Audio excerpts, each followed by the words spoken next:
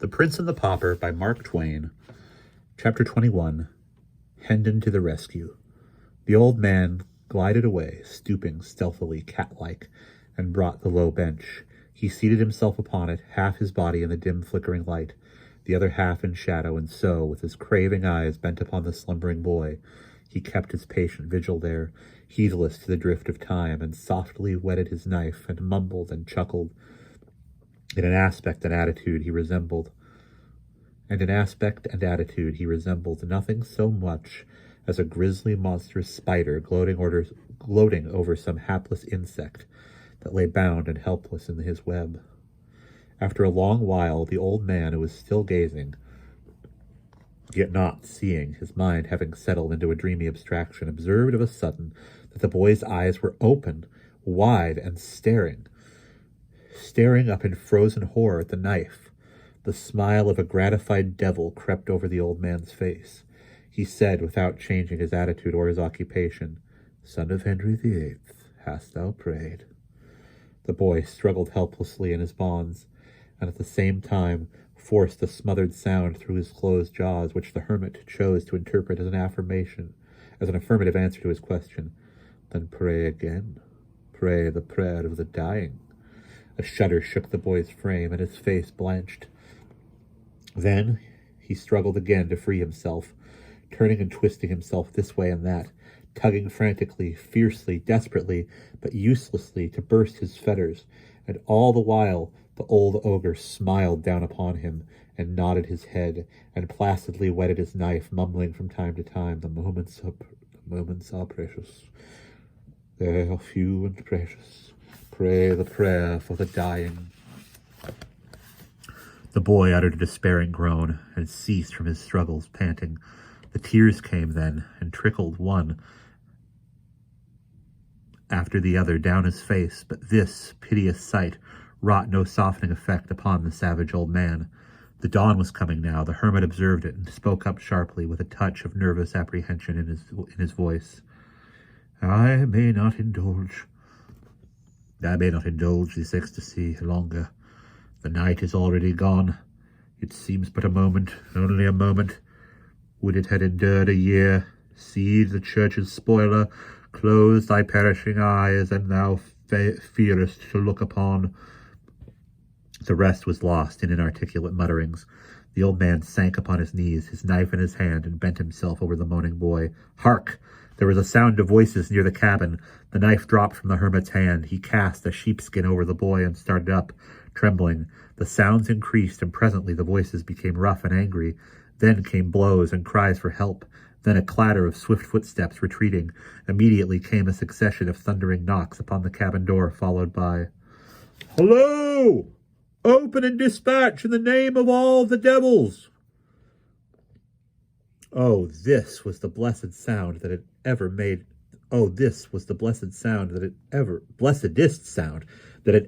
music in the king's ears, for it was Miles Hendon's voice. The hermit, grinding his teeth in impotent rage, moved swiftly out of the bedchamber, closing the door behind him, and straightway the king heard a talk to this effect proceeding from the chapel. Homage and greeting, reverend sir. Homage and greeting, reverend sir. Where is the boy? My boy. What boy, friend? What boy? Lie me no lies, sir priest. Play me no deceptions. I am not in the humour for it. Near to this place I caught the scoundrels who I judged did steal him from me, and I made them confess. They said he was at large again, and they had tracked him to your door. They showed me his very footprints.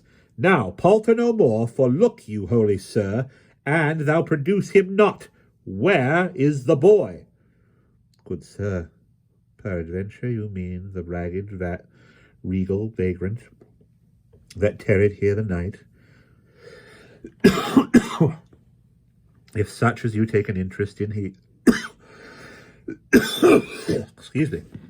If such as you take an interest in such as he, know then that I have sent him on an errand. He will be back soon. How soon? How soon? Come, waste not the time.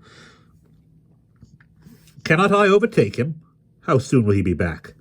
Thou needest not stir. He will return quickly. So be it.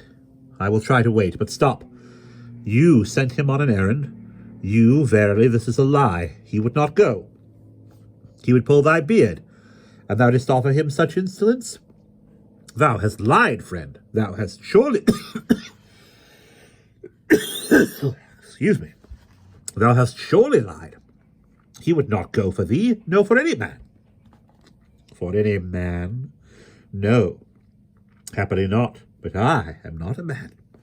What? Now, in God's name, what are you, then? It is a secret. Mark thy reveal, if not. I am an archangel.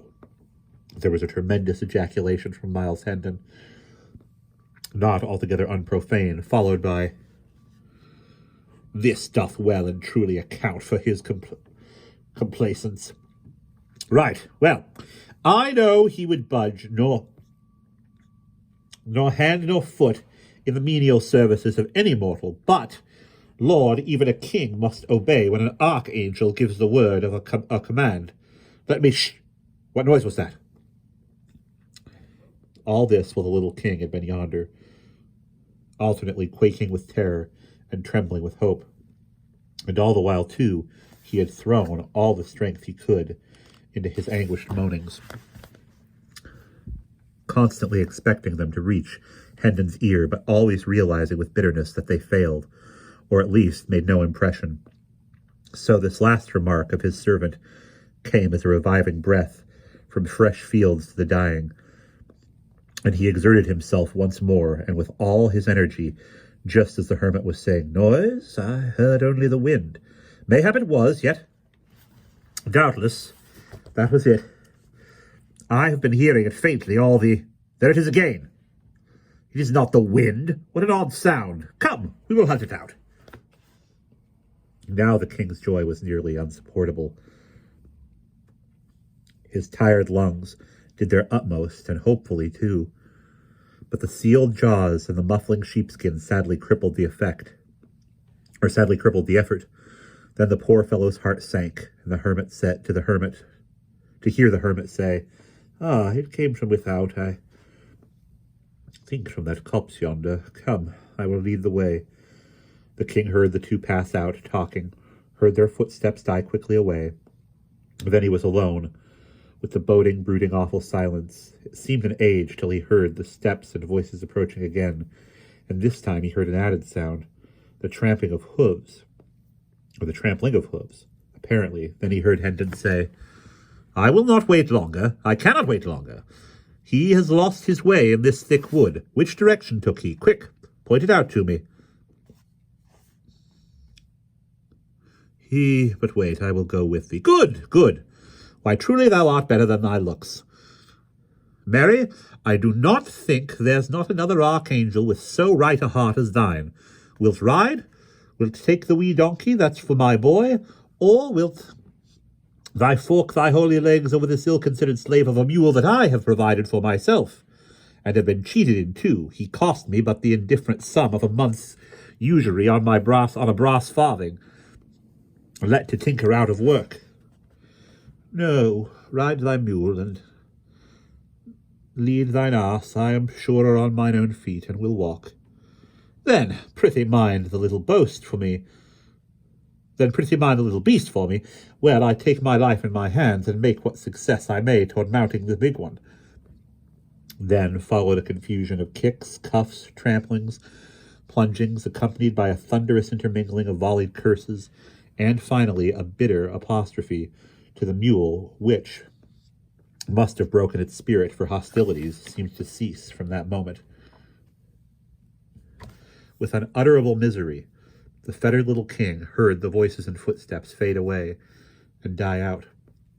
All hope forsook him now, for the moment, and a dull despair settled down upon his heart.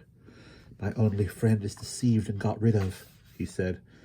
The hermit will return, and... He finished with a gasp, and at once fell to struggling so frantically with his bonds again that he shook off the smothering sheepskin, and now he heard the door open. The sound chilled him to the marrow. Already he seemed to feel the knife at his throat. Horror made him close his eyes. Horror made him open them again. And before him stood John Canty and Hugo. He would have said, thank God, if his jaws had been free. A moment later, his limbs were at liberty, and his captors, each gripping him by the arm, were hurrying him with all speed through the forest. And that is the end of chapter 21.